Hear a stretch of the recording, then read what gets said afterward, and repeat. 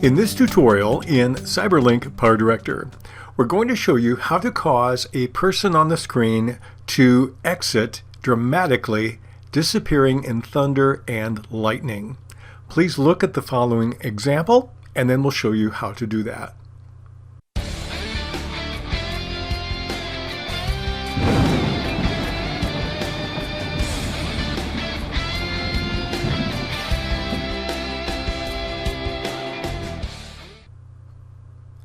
One of the things you have to keep in mind as you film something like this is you must make sure you're working on a tripod. You can't have any zoom, and you can't have anything move in the scene as you do the shot.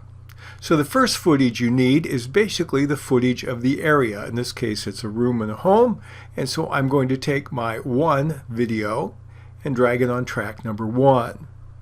And this is just a boring shot of this particular area.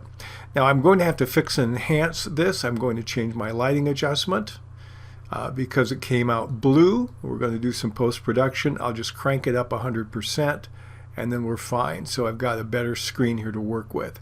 But all the first track is a still shot for X number of seconds of that room with nobody in it. Then I took a similar shot when I put my talent in the room. That's my number 3. And in this case, I've already done a pre-cut, so I'm going to click on the folder in the lower right corner of 3 MP4, and I'll take my pre-cut and I'll drag that down into track number 2. Now this suffers from the same reality, so I'm going to click on Fix Enhance, change my lighting adjustment again on that one and crank that up to 100%, and then we're done with that. So now I have my area here where I have my 1 and my 3. Now 3 in the default stacking order were overlay 1. What we're going to do is we're going to use that advantage to use some opacity values to cause this person to disappear at a certain point in time, and yet the background, since it's static, although it's video static, will stay the same. So I'm going to move to the place here where the person on the footage has their arms raised high, maybe something like there. And then what we're going to do is we're going to change the opacity value. Just for fun, I'm going to set a timeline marker, and I will call this transition and click on OK. Okay, so this is where everything starts to change.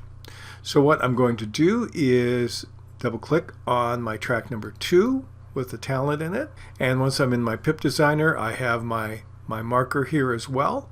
I'm going to click an opacity value there, and the default is 100% as you see on the left. And then I'm going to move over just a couple of frames. I can use the period key to move right. Just a few frames is fine. And then I set another opacity value, and this time I'm going to crank the opacity down to 0. I could almost go down to maybe a 8% and then down to a 0 if I want. It really doesn't matter. It will give you a slightly different effect. It's different than if someone just poof disappears. They fade for a little bit and then they go away.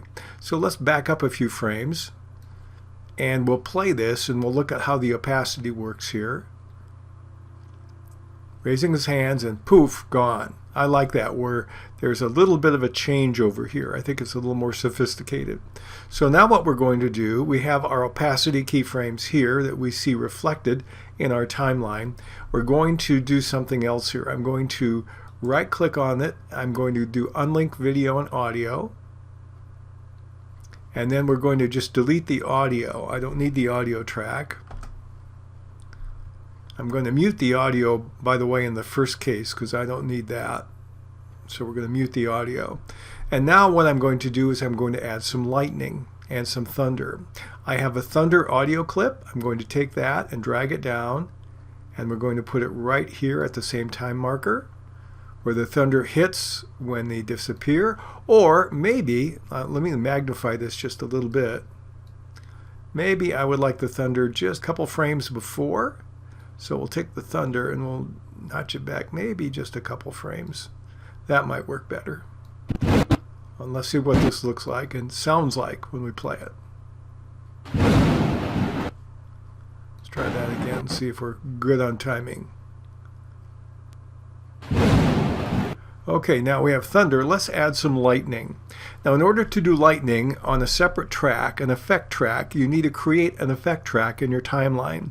To do that, you can right-click on any empty space in the timeline. And I'm going to enlarge it here so you can see the submenus we're working with here. I'm going to right-click, and I'm going to do Add Tracks, and I want an effect track, and I'll slide over and do the number 1. Above track 4, I'm going to put mine above track 3. If it will let me, it will. And click on OK. Now I have an effect track right here. We'll give ourselves back to the normal room here. So right under the thunder, we have an effect track where we're going to put lightning. So in order to do that, I need to go to my effect room. I'll click on that. And in this case, I'm going to pick a lightning that I think most people have. I've already typed in LIGH here on the search bar, and let me press enter, and that gives me all the ones that have LIGH, and I'm going to use this lightning 3D. I'll take and drag and drop that down at the same place here on my effect track. Now we're going to see what it looks like without my modifying it. If we play this, now we're going to have thunder and lightning. Okay, that works kind of okay, but let's modify it some more. What I want to do is click on that, click on the Modify button, and we're going to change something about it. We're going to change the size of it. I want to make it a little smaller. Okay, and we can change the X and Y offset. Let's put it where we see it with the talent on the screen. And I think I may even back it up a little bit, it looks like. Okay, and what I want to do is change it again. I'll click on Modify, and we're going to change the X offset a little bit to the right. There we go. We're also going to change the mask area for it. Okay, there's what we have right now. Do I need to make that smaller? I don't want any lightning to creep out too much far left and right. That looks pretty good. I can even mask it a little bit at the bottom if I want to. Let's draw it up just a little bit. Okay. All right, and click on OK. And I'm going to change the size down from 63 maybe to a 60. All right, so we'll close that out. And we'll go back here to our media room. And we'll click again on our timeline. We've got our thunder and we've got our lightning. Let's see how it works.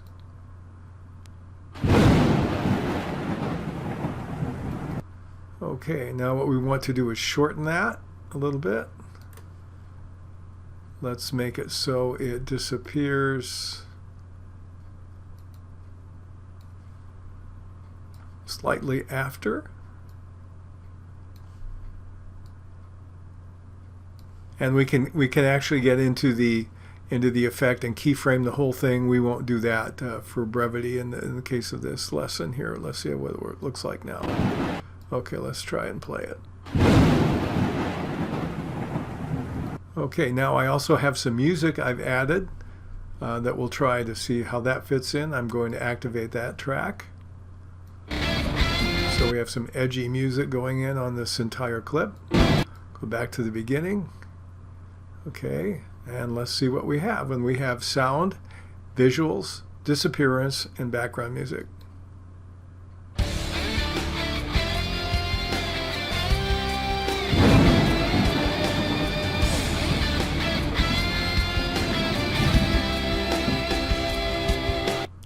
Okay, so that's what we have when we are using these tools to create a dramatic exit in CyberLink PowerDirector.